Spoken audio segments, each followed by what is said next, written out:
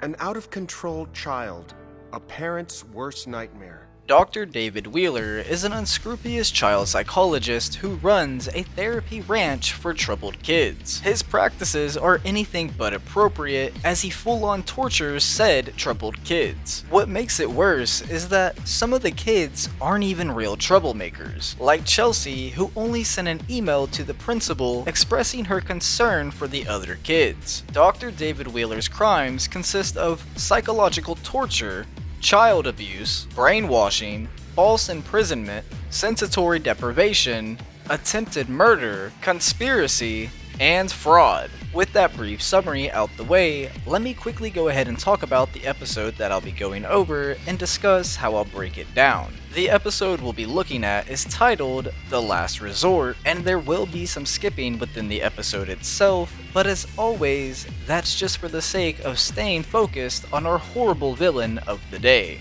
And with all that out the way, let's dive right into The Last Resort. While on patrol, Batman comes across Sean Miller in a high-speed chase with the GCPD. After tailing them for a while, Batman stops his pursuit after Sean gets caught, and later on, the chase forms part of a commercial for a new rehabilitation clinic for troubled adolescents. The clinic's founder, Dr. David Wheeler, reminds parents that the new laws are imposing strict punishments for the parents of truants and assures them that his methods can help the troubled kids become, quote, normal and well-adjusted. This would be the first time we see Dr. David Wheeler, and each appearance from here on out would only show more of his evil nature and his truly sadistic personality.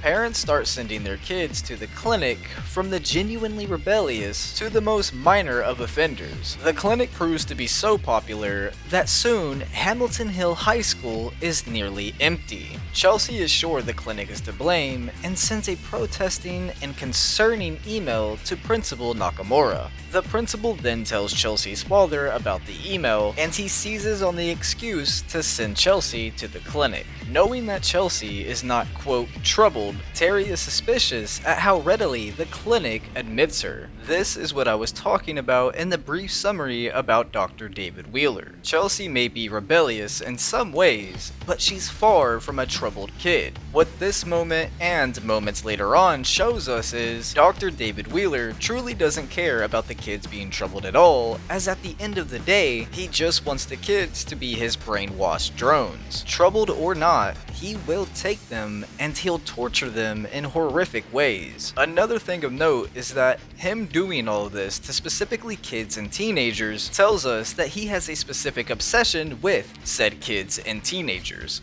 At the clinic, Chelsea wanders around and is rudely greeted by Sean. She tries to leave him and their conversation by going over to her friend Adam Stepnick. However, Adam is totally unresponsive to her, and she notices that he's painting a blank canvas using a brush with no paint. Sean sneers that Adam is still under the effects of the ISO, then the kids are all hoarded into the quote classroom. Meanwhile, outside of the clinic, Batman is eavesdropping through the wall. The class consists of the students being forced to stand for hours on end while Dr. Wheeler yells at them about how worthless they all are and how he is the only one who can help them. One of the teenagers tries to speak out, but Dr. Wheeler has his guards drag him off to the ISO as punishment. These are some of the other moments I was talking about earlier that shows us Dr. David Wheeler having absolutely zero regard for the kids, as he only wants them around so he can turn them all into his drones. Bruce identifies Dr. Wheeler's methods as a form of brainwashing used by cults and sometimes on prisoners of war.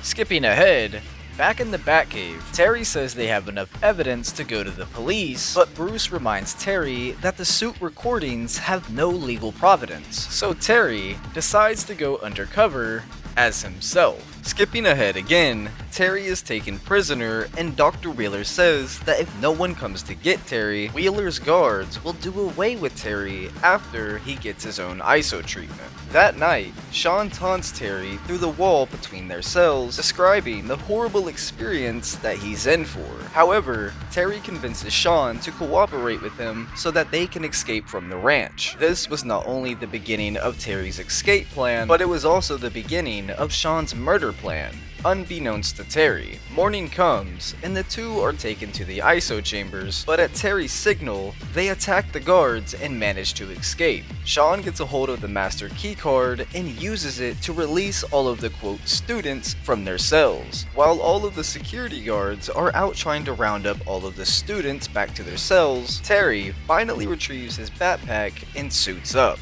With Batman's help, the students are finally able to overwhelm the guards. And this is where Sean's plan would actually kick into effect, as Batman hears Dr. Wheeler pleading for mercy and sees Sean dangling him off of a high wall. Batman then pleads for Sean to stop, saying that he's now redeemed himself and that he's now a hero. Sean laughs this off and then drops Dr. Wheeler, forcing Batman to save him. What we can take away from this is, Sean was exacting his own form of justice for not only himself, but also for every other kid that Dr. David Wheeler has hurt. All of the quote students then run outside where the police and their parents have arrived. Sean, along with all of the guards from the clinic and Dr. David Wheeler himself, would then be arrested. And that would be the last time we ever saw Dr. David Wheeler.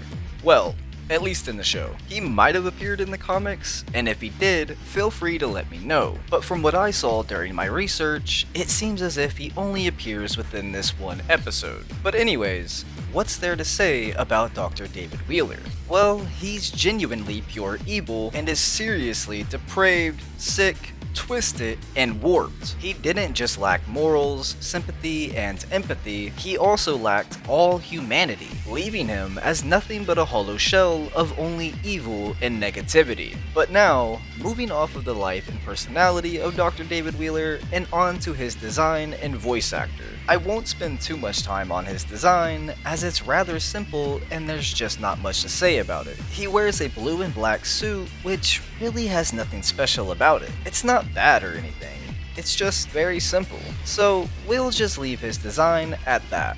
And now, we'll move on to Dr. Wheeler's voice actor. Dr. David Wheeler was voiced by the late great John Ritter, who voiced Clifford in the TV series, the movie, and the games. John Ritter also played Dr. Josh Parks in the movie Panic, as well as Bill in the movie Man of the Year. However, John Ritter has starred in many great roles, so huge shout out to John Ritter. With all that said though, this has been Dr. Wheeler's Diabolically Rotten Ranch. If you made it this far into the video, comment down your favorite side character from Batman Beyond. I always love to hear y'all's opinions. Also, like always, huge shout out to Mercenary X84 for still being a member. You're an absolute legend, and I can't thank you enough for the support you and everyone else has shown me. So again, thank you, and thank you to everyone who's been supporting me. But with my ramblings finally out the way, it's been ugly, and I'll see y'all in the next one.